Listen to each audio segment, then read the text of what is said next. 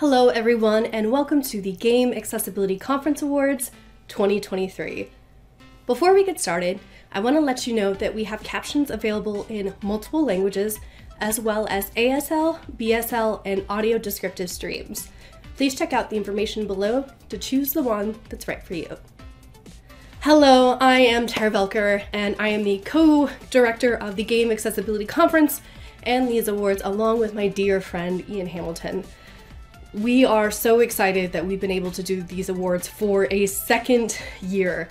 If you're anything like me after this year, I definitely had a little bit of burnout. The industry has been a little bit of a rough place, so I needed a pick-me-up. And these awards and all of the titles who were nominated and all of the winners definitely gave me such joy in my heart. And of course, one of the other things that gave me joy in my heart was the infectious laughter of our host today. So returning for another amazing edition of the Game Accessibility Conference Awards is your host and all-around awesome guy, Steve Saylor. Over to you, Steve. Thanks, Tara. Hi, I'm Steve Saylor, and it is an honor to be asked back to host the GA Conf Awards for 2023. Technically, this is for 2020. I don't know. I always get years mixed up. For our blind viewers, I'm sitting in my office with a bunch of gaming and nerd items on the shelves behind me. I'm a white male with blonde hair and black frame glasses. I'm wearing a blue suit jacket with a black turtleneck underneath. Now, normally in a lot of award shows, the host usually does an opening monologue with a bunch of jokes about the industry that they are talking about in the show. But I'm not going to do that because 2023 has been an undeniably tough year for the industry in general. But even against that backdrop, accessibility has still been a shining light with huge strides and industry firsts made in all kinds of areas. I mean, yeah, 2023 was the best and worst year for gaming. And to those of you watching who helped make some of our favorite games ever and also helped make them accessible, and who also have been affected by decisions beyond your control, even including in just the first few weeks of 2024, we stand with you. I stand with you. You are massively talented at what you do.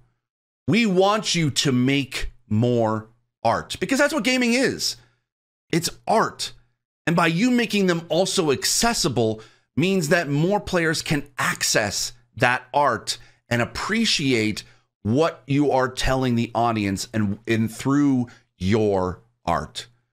We want to play your games, especially those who help push for more accessibility and inclusivity. We need more people like you. We appreciate you. We love you. And I want to see you next year winning an award for an accessibility in 2025. Honestly, there's no really great segue into this next segment, so pretend it was a good one and tell my self-confidence in the comments that it was the best segue you've ever heard, okay?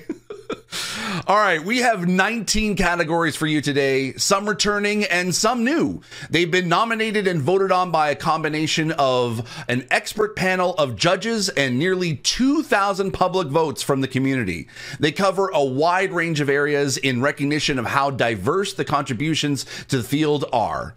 If you want to know more about the nominees and why they made it to the finals, head to the awards section on gaconf.com. That's gaconf.com. Each of the finalists has a link out to info about their work, and you'll find information about how the awards work too. All right, let's go on. Blooper of the year, on with the show. Let's go. That's not blooper. What? On with the show. All right. Edit this out. On with the show.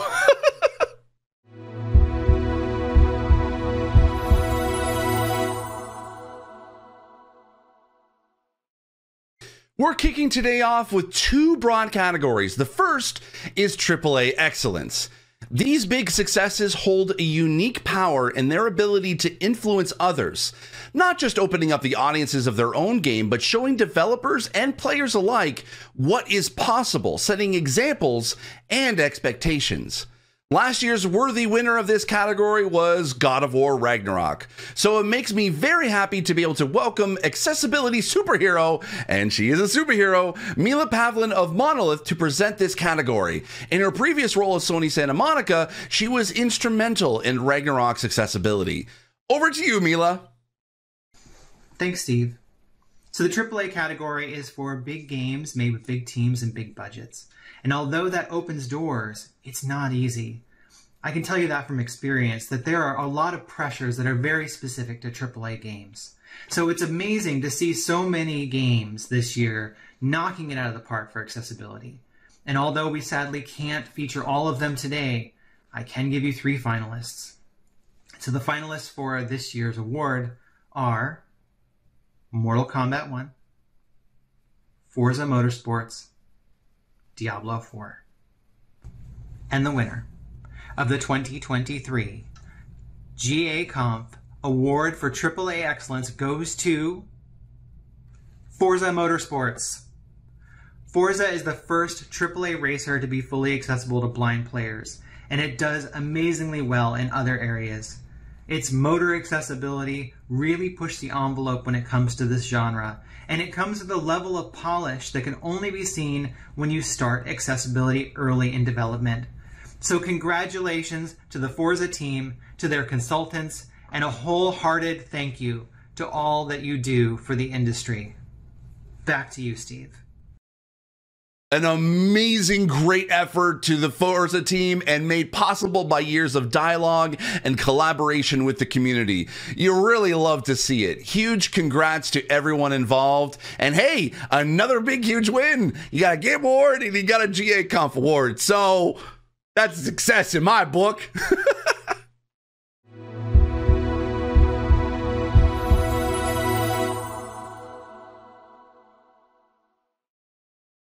Our next award celebrates the other side of spectrum, indie development. Indies are consistent superstars of accessibility, making the most of the creative freedom and agility that being an indie allows in order to deliver truly innovative experiences for as many of their players as possible.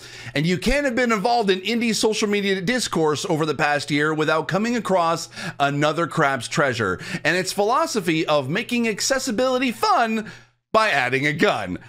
I did not realize that actually rhymed. And yes, give Krill a gun. If you have not seen this, just go check it out. It is honestly the coolest accessibility feature I have seen in any game ever. And I just love the name, Give Krill a Gun. I'm not a fan of guns in general, but that's a pretty dang good accessibility option right there. So make sure to check it out. So to introduce this award, I'd like to welcome the studio head and art director of Aggro Crab, Nick Kamen. Thanks, Steve, and thanks for having me. Tackling accessibility as an indie can be daunting, and don't I know it. With tighter budgets and smaller teams, it's easy to leave accessibility features on the cutting room floor, which makes it all the more impressive when indies do go the extra mile. Indies are the risk takers and trailblazers of the industry and have the power to not just support accessibility, but to innovate on it. All of this year's finalists are great examples of that in practice, and they are Stories of Blossom, Stray Gods, and Moving Out 2. And the winner is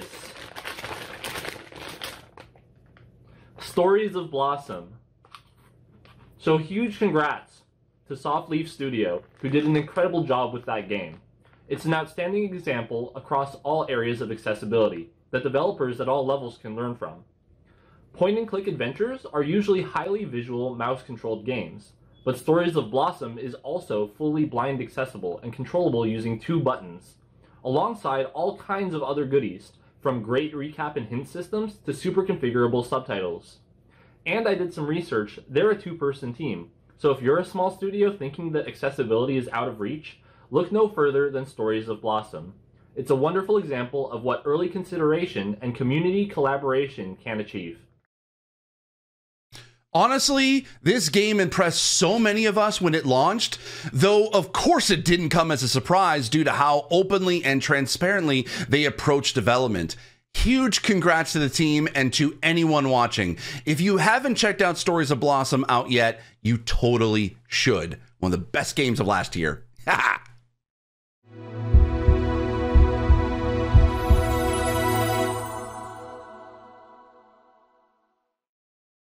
Our next block of awards is narrower focus, recognizing excellence for specific audiences, starting with deaf and hard of hearing. Designing for hearing loss is a great example of accessibility benefiting everyone. When subtitles are on by default, usage data from Ubisoft and Square Enix has shown they've been used by 97% of players. So it's vitally important for us to get it right. And to present an award to recognize developers who have been getting it right, who better than Chris Robinson, otherwise known as Deaf Gamers TV. Hello! Thank you, Steve, and so good to see you all. Last year, we discussed captioning a lot, right? But this year, it's all about the visuals. So what does that mean? Understanding sound through visuals. It's really important to give deaf and hard of hearing gamers a chance to enjoy the games that always rely on sound, right? These 3 finalists help make that happen. The 3 finalists are Melatonin,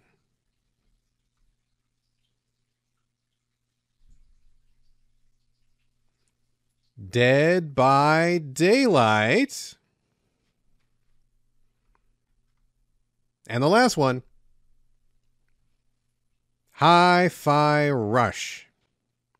And the 2023 award for Best Deaf and Hard of Hearing Accessibility goes to Hi-Fi Rush. Yay! Congratulations. Wow. This team included so many different ways to understand sounds with visuals that will help deaf and hard of hearing players finally enjoy a music game. How? Well, one thing is they show the beat pulsing on the screen and in the environment. In this game, your RoboCat friend is acting kind of like a metronome. This metronome goes back and forth to help with the rhythm timing. It's really cool, and you can configure the display. You also have lots of options, including a rhythm assist on the bottom of the screen, so it helps to know when a beat is coming.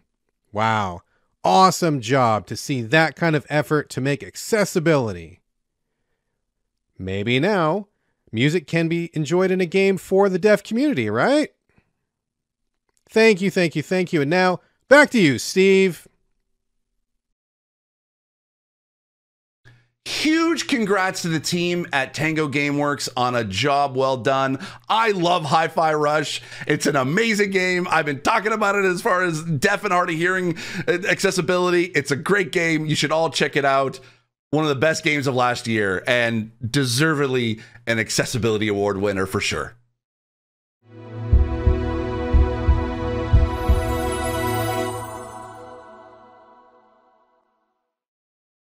Physical and mobility accessibility is another area which has seen great strides in the past year, and celebrating that progress is what this category is all about. To present the winner, we have the one and only, and I don't know if she's gonna be dressed like a potato in this one. Ask her chat, they'll know.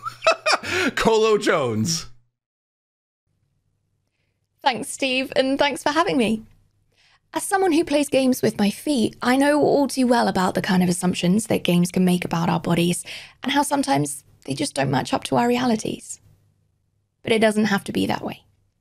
All 3 of these finalists are great examples of how to get across the emotional experience you want without locking some of your players out through unnecessarily high motor demands. And they are Stories of Blossom, Forza Motorsport, and Street Fighter 6. And the winner of Best Physical and Mobility Accessibility is Street Fighter VI.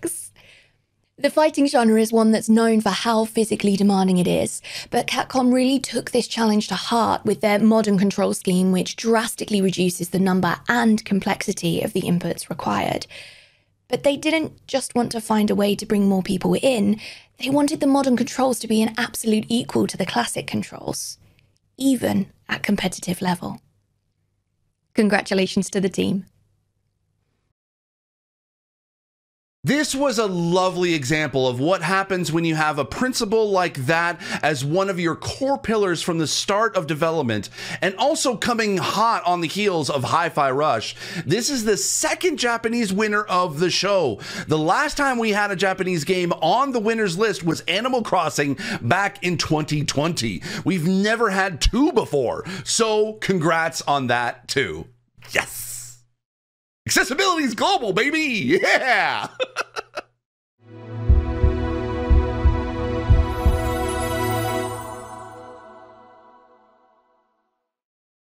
This topic is one that's obviously super important to me personally. I said this last year that there had been a real explosion of understanding and implementation recently for blind players, but boy oh boy was I not prepared for what was coming this past year. This host for this category was actually chosen by the community over at audiogames.net, so it gives me great pleasure to welcome their choice, the awesome Liam Irvin. Hi, thanks for the intro, Steve. And thanks to all of you at audiogames.net for your support and wanting me to be here today. As Steve said, it has been an incredible year for blind and low vision accessibility. Another huge leap forward. Only this time last year, the idea that we'd have 3 finalists that are all mainstream cited games accessible to blind gamers through gameplay audio cues, interface accessibility, and audio description for gameplay events would have just felt like science fiction. But the fiction is reality. And that's where we are now. We still have a long way to go, but games like these 3 are helping to forge a path that more and more will follow, taking those principles from the audio games sector and putting them firmly into the mainstream. And without further delay, the 3 are Mortal Kombat 1, Forza Motorsport, and Stories of Blossom. And the winner of the Best Blind and Low Vision Accessibility is Forza Motorsport. This is the first time that a AAA racing game has been made blind accessible, and a technical simulation racer no less. It has sonification of all the visual information you need to drive, and that means driving with full control as a sighted person would without automation, although optional assists are there if you do want them. They also have one of the best menu narration systems in the business, audio descriptions for cutscenes and racing conditions, and low vision specific considerations too, like HUD and menu size and contrast. The passion and effort that went into this is clear. Huge congratulations to all involved. This was honestly an incredibly tight result. The closest of all of this year's categories, with stunning work from all of the finalists. I know this has been a real labor of love for the Forza team, so it's a beautiful thing to see it out there in the world. Congratulations again to the Forza team, to Brandon Cole, to Professor Brian Smith, and to everyone else who helped on the journey to make this a reality. That's number 2 for Forza. Let's go!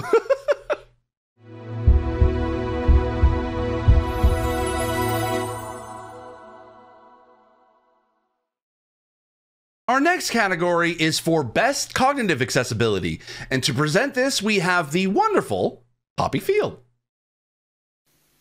Hi, and thanks, Steve. This is a broad category for neurodiversity, cognitive, and learning disabilities, covering everything from simulation sickness, executive dysfunction, reading ability, and sensory overload, which are all things games can and do throw up significant barriers for. Trust me.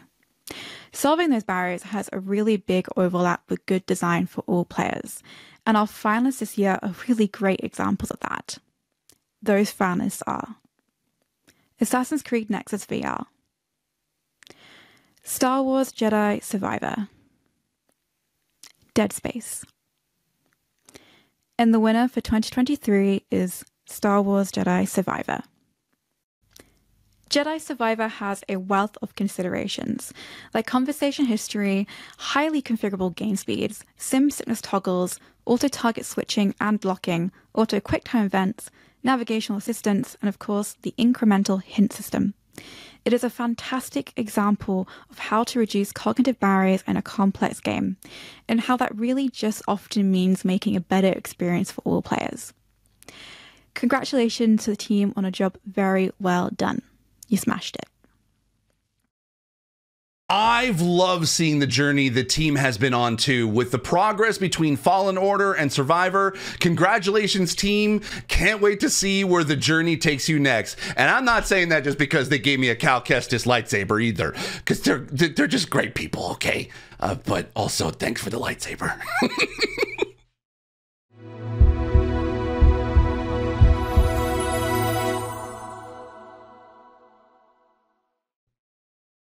This is a new addition for 2023. It's an area that has seen very rapid growth in the past year, so we'd like to take the opportunity to recognize that, to celebrate that progress and the people driving it, and who else better to present this inaugural award than Dr. Rachel Cowart of Take This. Hi, thanks Steve. For a long time, we've known that games can have a profound impact on our physical, social, and psychological well-being. One such impact that is of particular interest to me is how design choices can impact players' mental health, particularly mental health challenges like phobias or post-traumatic stress disorder. It's been wonderful to see the industry recognizing the impact that these design choices can have more and more each year, and developers taking concrete steps to improve accessibility for people whose experiences and well-being can be impacted by these design decisions. I'm very excited today to be presenting the very first award for mental health accessibility. We have 3 wonderful finalists for you today, and they are Dead Space, Horizon Forbidden West Burning Shores, and Assassin's Creed Nexus VR. And the winner of the GA Conference Award for Mental Health Accessibility goes to Dead Space.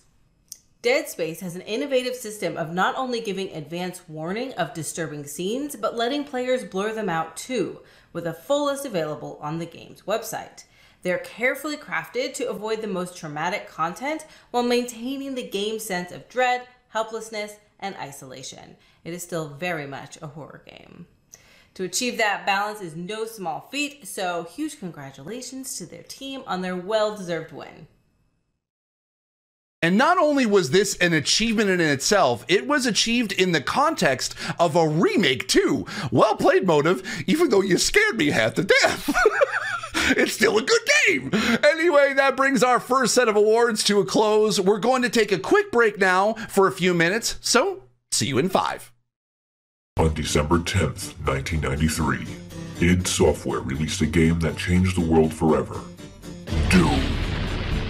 After 30 years, this classic has been modified in many different ways, from custom fan-made levels to full total conversion mods. Doom has come a long way. Now, experience Doom from a whole new perspective. Toby Doom. Toby Doom adds accessibility features to the classic FPS game, allowing those with visual impairments to navigate and traverse Doom levels with ease. Such features include audible pickups with narrated feedback, health bonus, targeting and hit marker system, impact detection, drop-off detection, compass system, north, northeast, east, stat system, bullets low, health fine, narrated main menu and options, main menu, new game, options, load game, save game. Players too can choose whether they want to play the classic Doom 1 and Doom 2 levels, or specially built blind player-friendly levels that come with the mod. For more information and updates, be sure to follow Toby Doom on zdoom.org. Rip and tear until it is done. Wordvoyance is the first Scrabble app that can be played by blind and sighted players at the same time. Experience the joy of building crosswords and outsmarting the other player in this classic board game for all ages. There are no ads in Wordvoyance whatsoever, making it great for schools and young families. Even better, the game is free. You can challenge the computer or any one opponent at a time without spending a dime. Anyone who's played Scrabble or Words with friends will already know how to play, dragging tiles onto the board to make words and score points. However, you can turn on a screen reader at any time and it will just work like magic. T, tile 6-7, word, A, center. There is even a special mode for Braille displays that lets you read the entire board all at once. You can find Wordvoyance right now on the App Store and Google Play.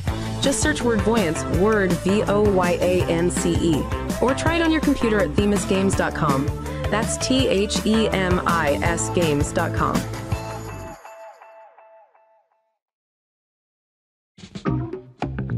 Today, the 10,000th device was built, and this is all done in an open source model. A whole bunch of wins about this event.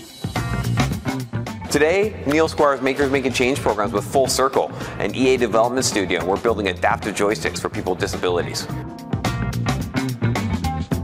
Today's event was important to me because we were able to sit down together in real time and build some accessibility devices for those who normally wouldn't be able to play games. And being able to see them do just that after a few minutes of putting something together was just really satisfying. Our kids face a lot of barriers to assistive technology. Typically, access to assistive tech is a big one. So organizations like this are really great at being able to kind of meet those needs individually.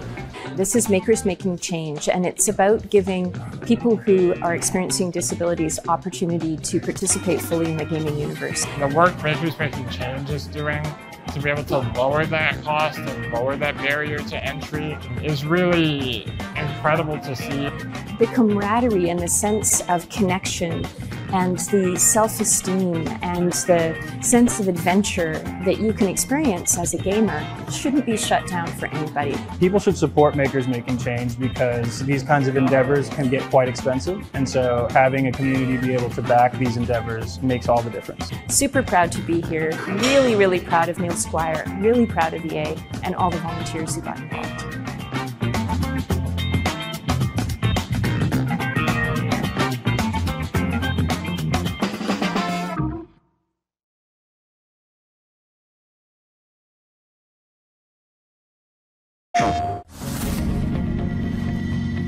I'm excited to be able to venture into these PlayStation exclusive worlds that my friends have been telling me about for years. Beyond excited to share the Access controller with some friends of mine who I really think are going to fall in love with gaming all over again. Really excited about reapproaching some of the older games that I played, being able to get some of those trophies that I was unable to get before.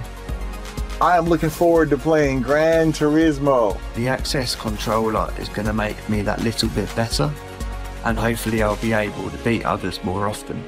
Just absolutely fantastic and something that people with disabilities have never seen before.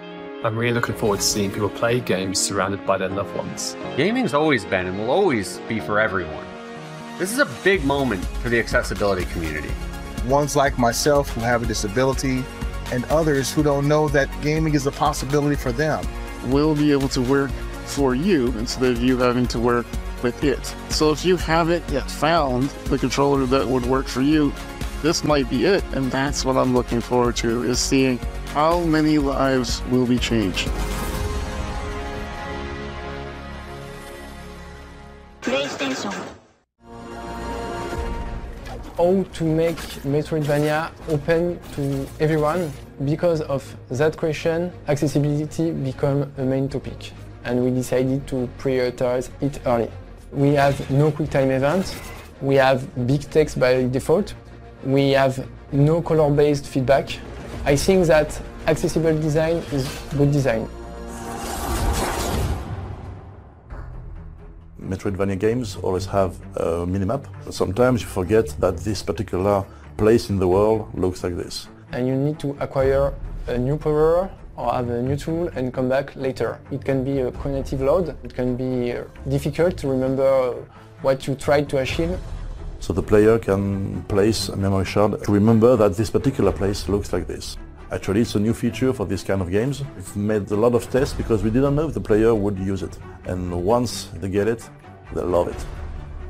Sometimes a one-size-fits-all approach doesn't work, and we need to provide options like high contrast for players with low vision or atomic difficulty parameters, because the challenge is relative to everyone, but we really want to be sure that everyone can tweak the experience to their fitting.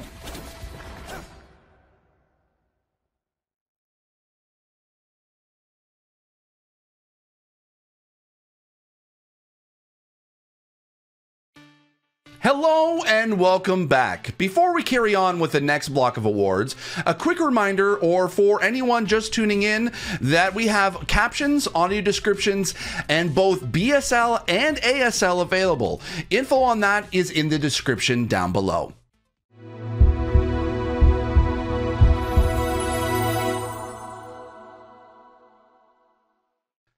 So far, we've been talking about designing for accessibility in games. The next section of the show is about some other adjacent things that complement that. For the first of these, we have a returning guest, so a big, huge welcome back to Jay Justice to present the award for Best Representation. Hi, everyone. It's great to be here again. Last year, I talked about how realistic, effective, and positive representation of disabled people in games has lagged behind accessibility for a long time. We still have a long way to go, but thanks to the inclusion and support for talented, passionate, and dedicated game developers, 2023 was a big year for representation. I'd like to give a quick shout out to EA in particular. They aren't in the finalists this year, but under Morgan Baker's stewardship, they've been making strides all across their portfolio. Representation matters. Positive representation of disability in games affects us as individuals, and it affects the perceptions of wider society as well. All of the finalists have done a wonderful job of this, so I'm very happy to be able to celebrate them today. They are Moving Out 2, Spider-Man 2, and Hi-Fi Rush. This year's winner of Best Representation is Spider-Man 2! Haley in Spider-Man 2 is a Black deaf character played by a Black deaf actress, Natasha O'Feely. She has hearing aids, and she communicates with a realistic combination of ASL, an interpreter, text chat, and text-to-speech. Some of her hearing friends use ASL, with realistically varying levels of competency. And while Haley was previously in Miles Morales, in Spider-Man 2, she's now a prominent and playable secondary character with her own side quest that does a wonderful job of communicating the deaf experience. Everything about this was approached with love and care, and it was knocked out of the park. So many congratulations to everyone involved. You deserve this. You're setting an example, not just for games, but for representation across all forms of media. Haley was a tremendous highlight of 2023. If you want to know more about the impact that she has had, there's a fantastic read on it by Damaris Burnell Vaughn, which you can find along with info about all the other nominees and winners on the awards page of gaconf.com. That's gaconf.com.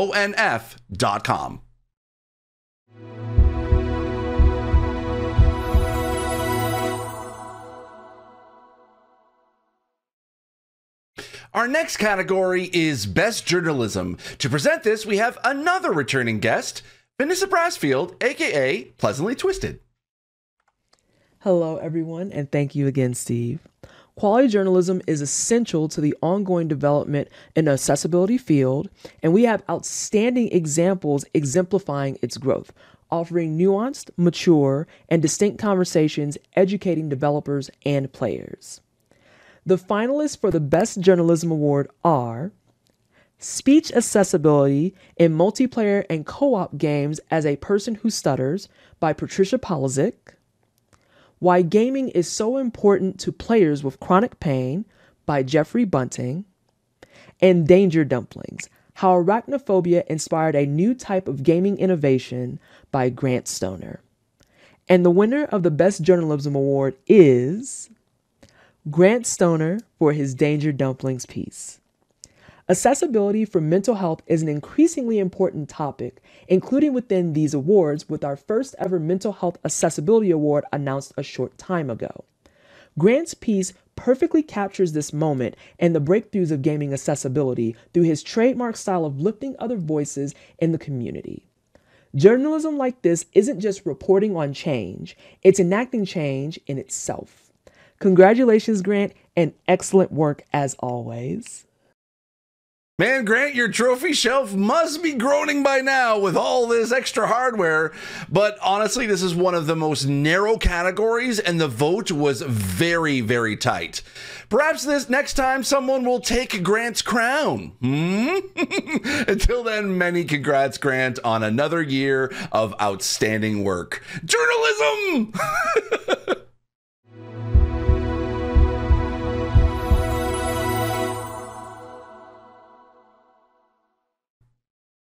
Our next category is for academic research. Research papers are often behind paywalls, so this category works a bit differently, with its own separate nominating and judging panel. If you'd like to know more about that or anything at all about how the awards work, there's info on gaconf.com in the awards section.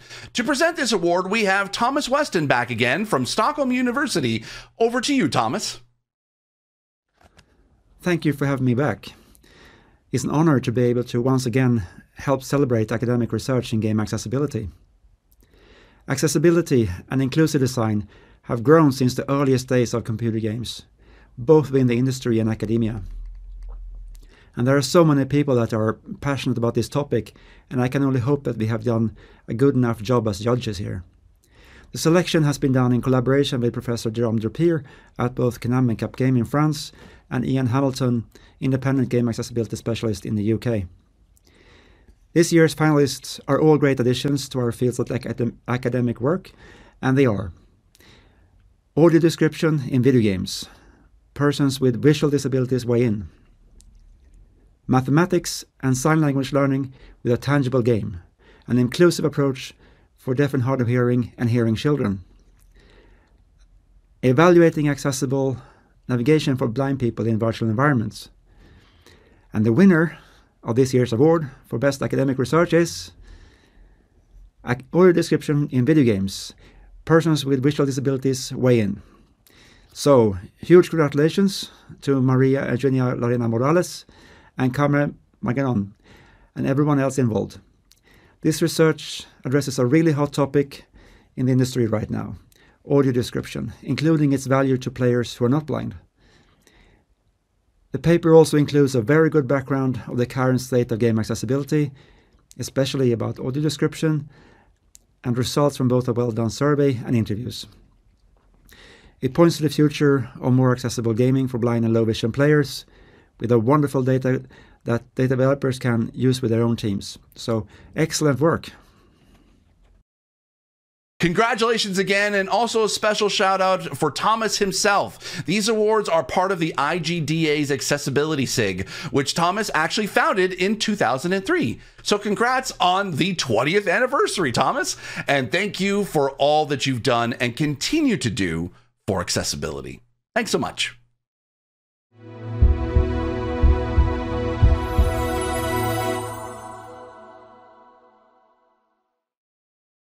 One of the leading lights of hardware accessibility is the Controller Project, who have been supplying affordable controller modifications to disabled players for over 10 years.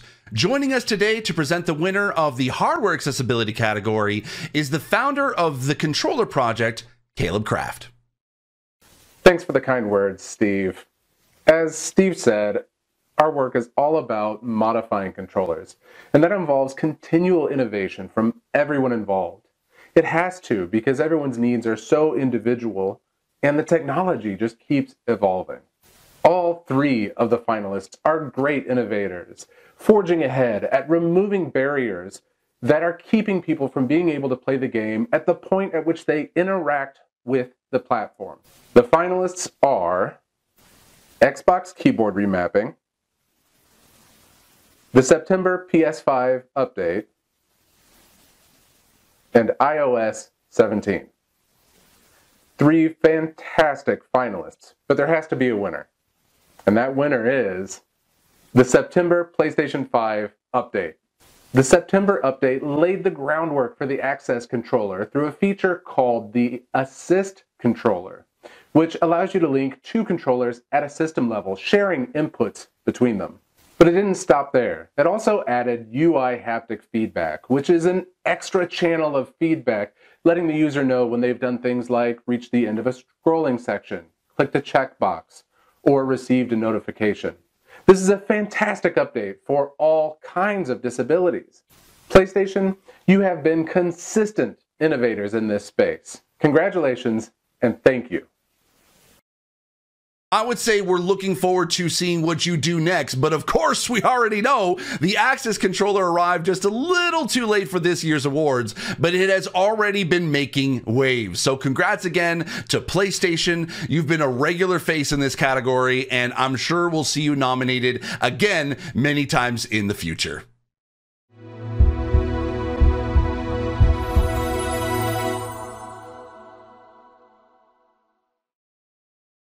Much of the progress made is down to developers sharing information, knowledge, and experiences, sharing with each other and sharing with players. To present the award, we have not one but two special guests, Siobhan Reddy and John Beach, Studio Director and Creative Director of Media Molecule. Thank you for having us, Steve. So this is an award that is about two things. First, it's about empowering developers with the tools and the information to support them in their accessibility journey. And second, it's about empowering players with the tools and the information that they need too. Now, these are topics that are very close to our heart and an area that we really want to sort of improve in as a studio. And so it's been a joy to see the progress made in this area over the past year. It's really inspiring. And it's not only with the finalists, it's also across the whole industry. The finalists for Best Resource 2023 are Xbox Playbook for Accessible Gaming Events, Xbox Adaptive Controller User Guide, and Tolk for GMS. And the winner is the Xbox Playbook for Accessible Gaming Events. Now, events, whether they're remote or in person, are a cornerstone of our industry. They're often the first point where players encounter or interact with what we're creating, and so it is vital that they are approached in an accessible way. The Playbook is a beautifully comprehensive piece of work, sharing everything that Xbox has learned about event accessibility with the wider community, and it's free. So if you have any involvement with events, from organizing a conference to running a booth at a convention, please check it out. I know we're going to be using it. Many congratulations to the team, and especially Brannon Zahand. This is a hugely valuable and much needed asset for the whole industry. Congratulations. If you haven't read the playbook yet, you can find it at the Microsoft Learn website. It's a wonderful resource that has potential to drive real change across the industry.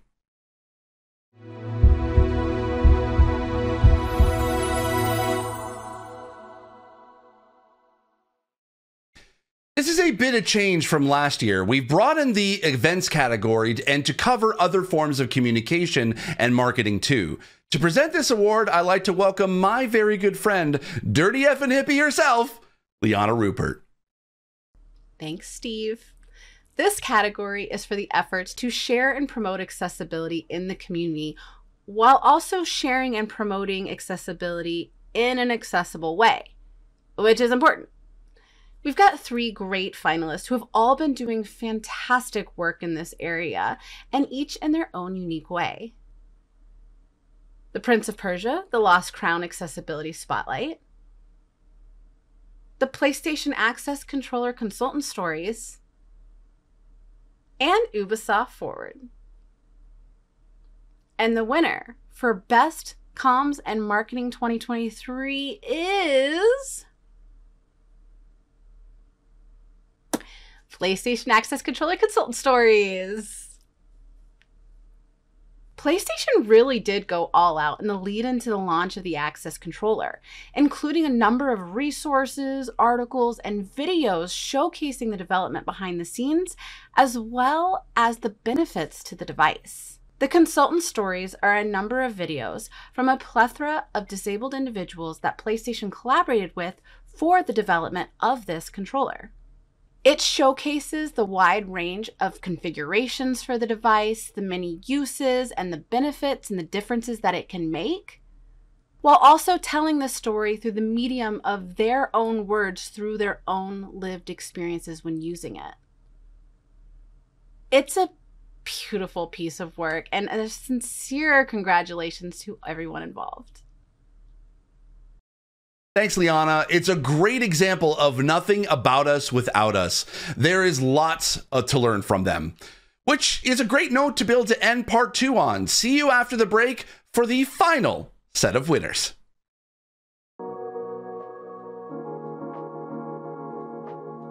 Here at Player Research and Keywords, we believe everybody deserves the place to play.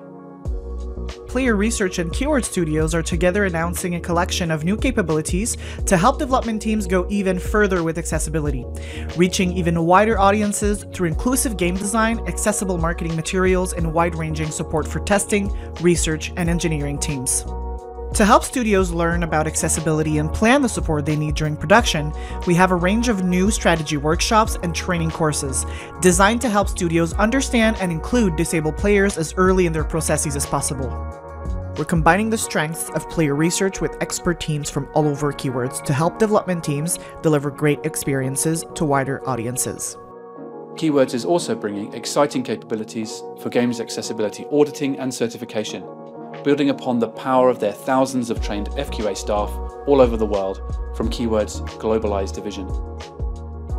By drawing together these expert teams from across Keywords, we're making available a level of support and knowledge that the cause of games accessibility really deserves. And this is just the start. If you'd like to learn more about any of these services, please reach out to accessibility@playerresearch.com.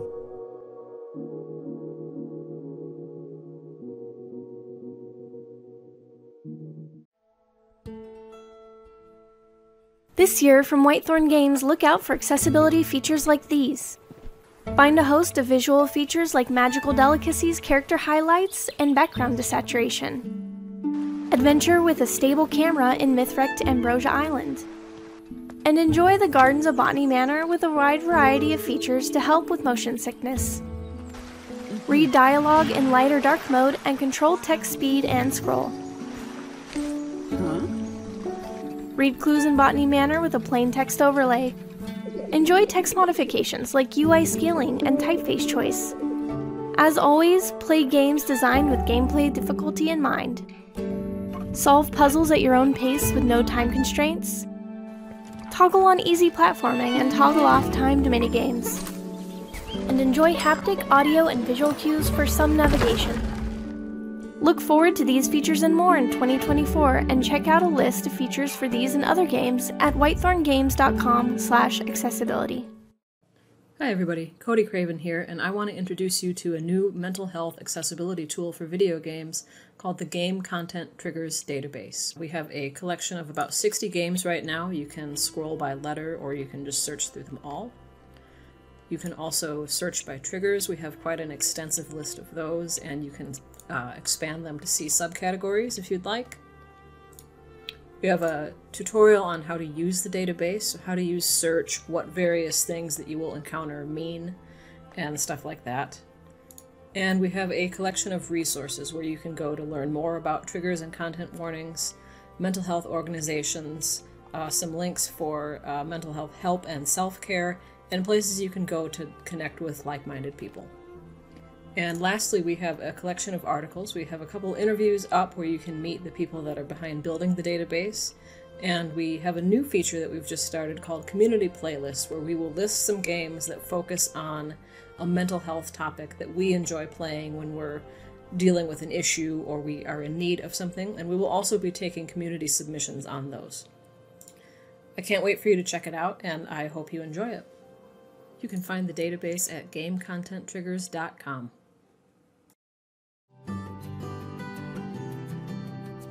Hi, I'm Tiago and I am studying games development and coding at Banbury College.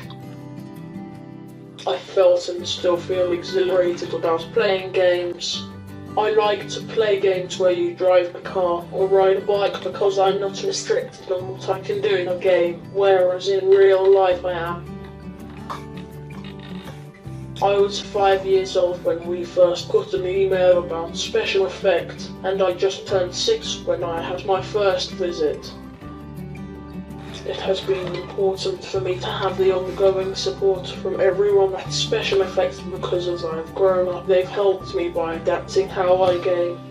The difference it has made to my life is that I can be more creative because I can build whatever is in my mind. If I hadn't had the chance to game and be involved with Special Effects, I wouldn't be in my games development and coding course. The difference you've made over the years has helped me a lot because I'm able to access a wider range of games. It also has allowed me to game with my friends.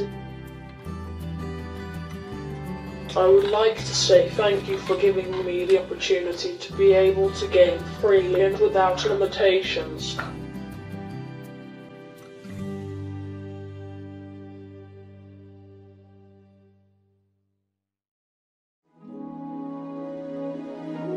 Accessibility is important. We believe that by making our games and our studio inclusive and accessible, that we can develop new types of gameplay with stories that everyone can enjoy.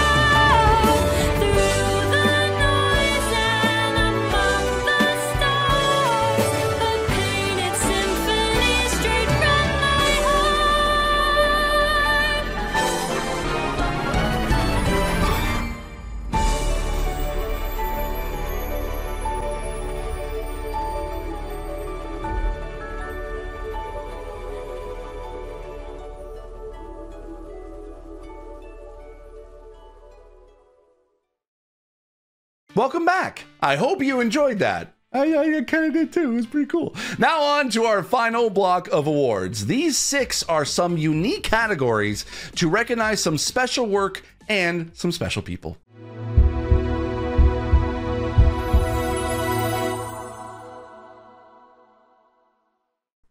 The first of these is for Most Improved. To present this category, we have one of the greats of the industry.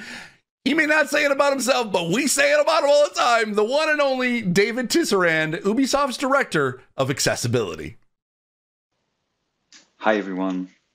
Great to be here this year again. And thank you, Steve, for the kind words. I really appreciate it. So this award is to recognize progress within a single game through patches, remasters, remakes, or mods. The finalists for Most Improved this year have all made truly groundbreaking leaps forward that would be remarkable if considered from the start of development, let alone added after the initial release. Once again, proving that while it's never too early to consider accessibility, it's also never too late. So those finalists are Brock the Investigator, Sea of Thieves, and Dead Space. And the winner for Most Improved is, drumroll, Dead Space. The Dead Space remake included a wealth of improvement over the original, not only the innovative content warning system that we've already talked about today, but also assist, menu narration, color blindness accessibility, toggles for simulation sickness, and the list goes on. So many congratulations to Motive on a tremendous achievement, and also to the other finalists too. All three are true innovators who have pushed the whole industry forward, and I can't thank you enough. Congratulations again. Back to you, Steve. It was only a few years ago that a remake doing anything for accessibility was pretty much unheard of. So to see efforts like this is fantastic. If anyone's watching who is embarking on a remake, if you want to attract new players and bring back OG players who are now older, make sure accessibility is a priority. And congrats again to the Dead Space team on your second win of the day. I never thought a horror game would get this much attention for accessibility, but here we are. I know some folks who will be very, very happy.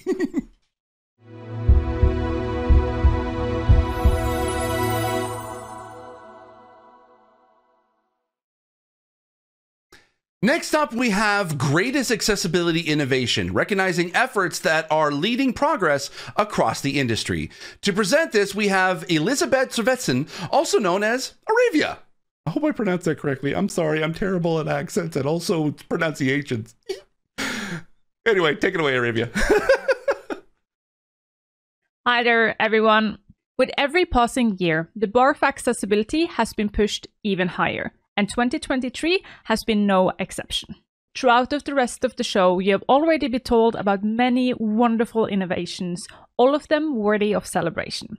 But we do have 3 finalists of the biggest step forward in the industry, and they are Forza Motorsport, Blind Accessibility Racing, Sea of Thieves, Blind Accessibility First-Person Shooter Mechanics, and Dead Space, Content Warning and Hiding System.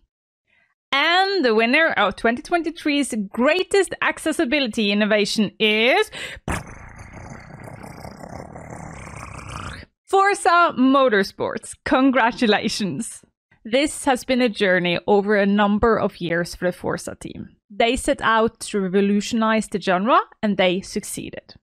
But that success did not come by accident. This was made through a magical combination of early consideration, investment in design, and collaboration with the community and with experts in the field. Demonstrating that complex AAA racing games can be made fully blind accessible is something that benefits not only the Forza players, but a whole industry. To quote John Knowles, Forza design director, "It's almost as if there is a race among developers to see who can make the most accessible game, and it's honestly a race where everybody wins." Congratulations to you all.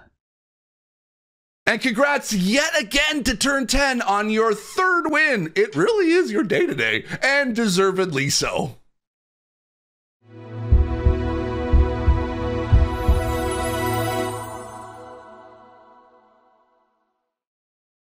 And now we have 2 categories that are always hotly contested: Most Dedicated Publisher and Most Dedicated Studio.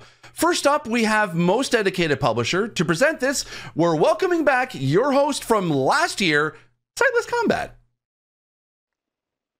Yes, hello everyone, and thank you so much. It's lovely to be back here again. It's been another wonderful year for accessibility, with even more publishers joining the list of those making consistent and significant efforts to make gaming more accessible. And that's what this category exists to recognize. Our 3 finalists for this year are PlayStation Studios, Xbox Game Studios, and Ubisoft.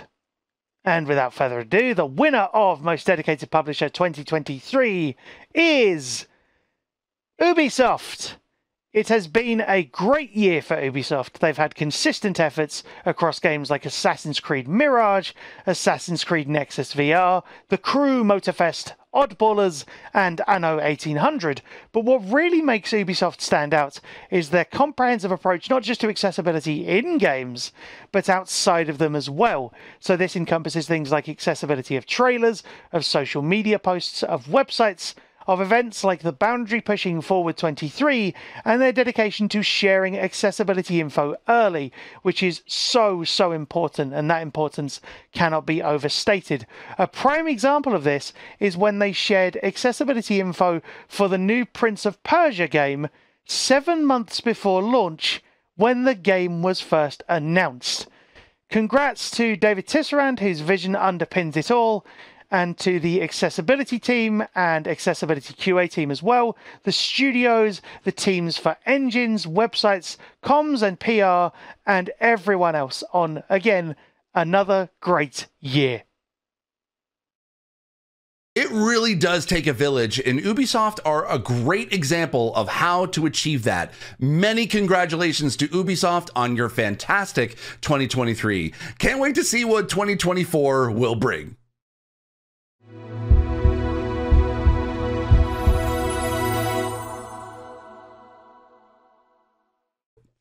Moving on from Most Dedicated Publisher, it's the award for the Most Dedicated Studio. To present this for us, we have Mike Luckett, otherwise known as Mike the Quad. If you haven't checked him out on Twitch, make sure to do so. He's got some great streams. Over to you, Mike. Thanks, Steve. What a great award to be able to present. There are so many studios who have been doing consistently amazing things this year, and it's a shame only to be able to mention 3. But our 3 finalists are Insomniac Games, Ubisoft Kiev, and Softleaf Studios. And the winner is Softleaf Studios. Their game, Stories of Blossom, is an incredible achievement for accessibility and not even excelling in one area across the board, vastly expanding the audience for its genre. It's an accomplishment that would be remarkable for any studio, but they achieved it as a micro-indie husband and wife team. This is really the ultimate proof that the myth of accessibility being out of reach for smaller studios is just that, a myth. Both the game itself and the dedication of the studio have set a bar for the whole industry to live up to. And they're now moving into consultancy to help others do exactly that. Many congratulations to Connor and Claire and everyone else who has been a part of their journey. You thoroughly deserve this. Thanks, Mike. I can only agree wholeheartedly with all of that. Softleaf, we take our hats off to you. I don't have a hat, but pretend I do.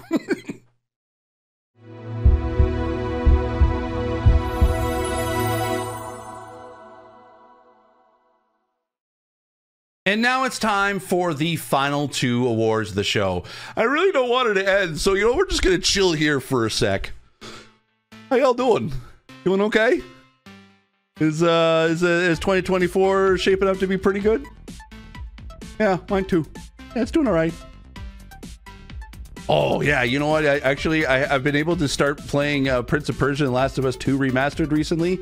Whoo! Love starting off the year with great accessibility in 2024.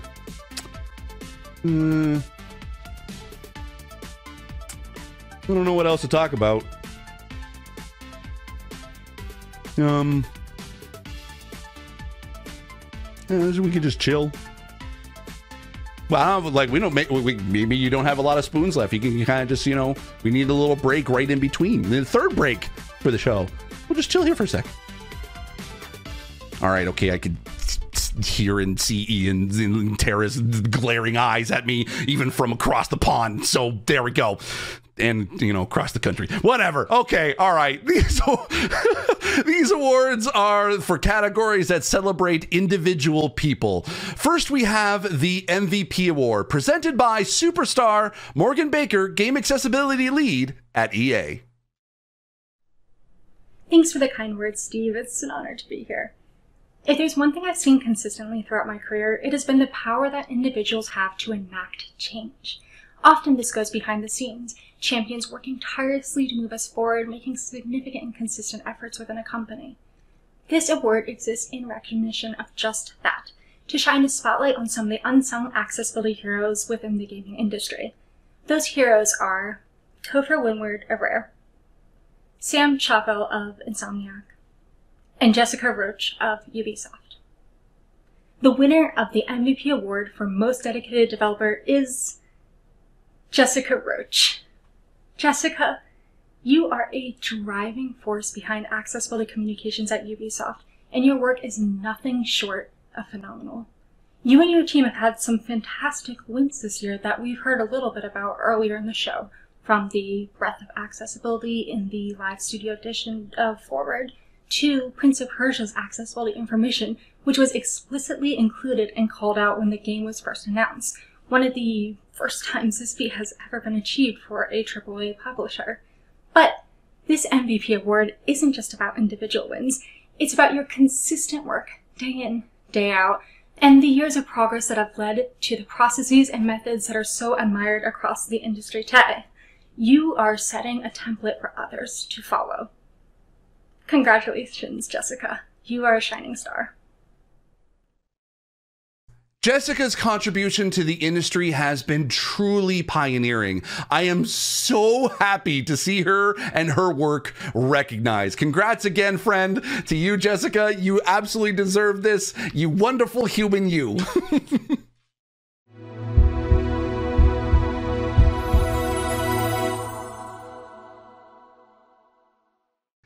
Last, and of course, by no means least, we have the Advocacy Award. To announce this final award of the night, we have none other than the head of PlayStation Studios, Hermen Hulst. Thank you, Steve. Creating an accessible world for gamers means a great deal to us at PlayStation. It motivates us and inspires our work. And a great deal of the progress we've made as an industry has been driven by and continues to be driven by the tireless work of advocates. That's what this award is for. People using their voice to make a difference across the wider industry. Our three finalists are all wonderful heroes of the advocacy space, educating, raising awareness, and pushing all of us forward. The finalists are Sightless Combat, Arivia, who you may know as Elizabeth Sivertson, and Colo Jones. And of course the winner. To close out this year's award, it gives me great pleasure to present the 2023 Advocacy Award to Sightless Combat. I've had the pleasure of experiencing a workshop with Sightless Combat at Guerrilla, so I know firsthand how powerful and effective an advocate he is. He's been in advocacy for nearly a decade now, and across those years he has inspired, he's influenced, changed the thinking of so many people. So congratulations to you, you're such a worthy winner. All that you bring to the industry is recognized and appreciated. I couldn't agree more. What a great winner, and you can find his name in the credits of a whole bunch of past and current winners too, from God of War Ragnarok to Stories of Blossom, from Forza to Sea of Thieves. Congrats again, SK. You definitely deserve it, buddy. And I like to extend Hermen's sentiment out to everyone. And by everyone, I don't just mean our winners and finalists, but everyone working in to drive the field of game accessibility forwards. All that you bring to the industry is recognized and appreciated. So a big thank you from all of us here to you. And yes, sadly, that was the last of our categories, and what a great year it has been. It has been my honor to be able to host this awards every time. Thank you so much to Ian and Tara for inviting me back here again. Hopefully, fingers crossed, knock on wood, I'll be back here again in 2025, and we'll be able to celebrate all of the amazing games in 2024. I cannot wait. And now, back over to Tara for some closing words. Thank you, Steve, and not just for throwing it back to me, but for being our host here today. We literally could not do this without you. And for, maybe like a LinkedIn recommendation, yes, hire Steve. He does amazing work, and he's incredibly professional to work with. I also want to thank all of our presenters who helped Steve out today. For us, it's incredibly important that we have not only the people doing the work to make games accessible, but those impacted by accessible games as part of our award ceremony. So thank you to all of our presenters who joined us here today. And of course, it's really important to us to actually have an accessible award show, and we couldn't do that alone, and we rely on our suppliers. So I want to thank Subtrend for all of our captioning, Brad Galloway for our ASL, MindClear Text for BSL, and Descriptive Video Works for audio description. Again, without these suppliers, we wouldn't be able to make it as an inclusive as an event as we aim to. So thank you, thank you, thank you. And of course, I want to thank all of the nominees for all of the work that they have done. It's without the work these people do, we wouldn't have anything to celebrate. And of course, congratulations again to all of the winners today. Forza Motorsport, Stories of Blossom, Hi-Fi Rush, Street Fighter 6, Star Wars Jedi Survivor, Dead Space, Spider-Man 2, Grant Stoner, Xbox, PlayStation, Ubisoft, Softleaf Studios, Jessica Roche, and Sightless Combat. And of course, you know, trying to even figure out who should be nominated was such a hard task, so I want to say thank you to our panel of judges, and of course to you, everyone who voted for the winners, and, you know, you right now, thank you so much for watching. We will be back with the next Game Accessibility Conference in April for the UK edition. We'll be sharing more info about that very soon. See you next time. Thanks.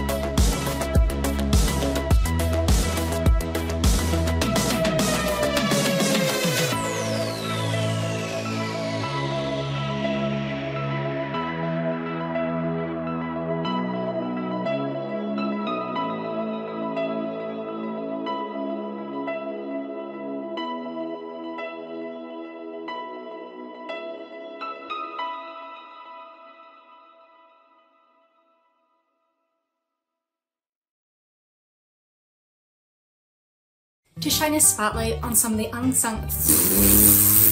One impact that it can have a positive effect on, but not always, is the impact. One impact that is a positive one. Okay. And we have outstanding examples that exemplify its growth, offering nuanced, mature, and distinct conversations. Fuck. Hello there. To celebrate that progress and the people driving it, and who has no, take two. Yeah, or take two. We're going into the take two category, okay? Take two, not take two games, because, you know, anyway, whatever. Thank you again to all.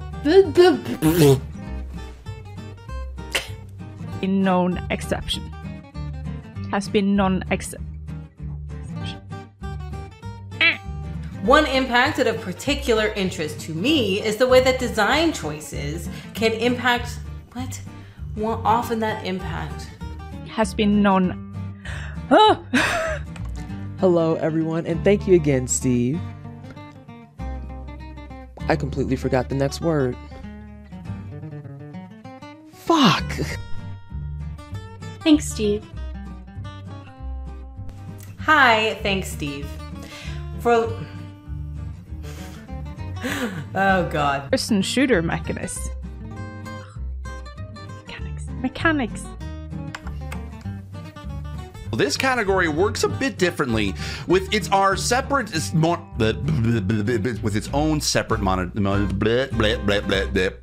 I set out to This a energy boost and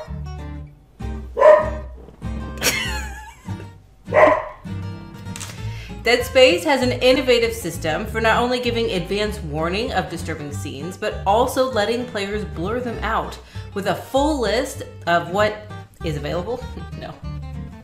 What's available? They're not features. Champions working tirelessly. I'm tirelessly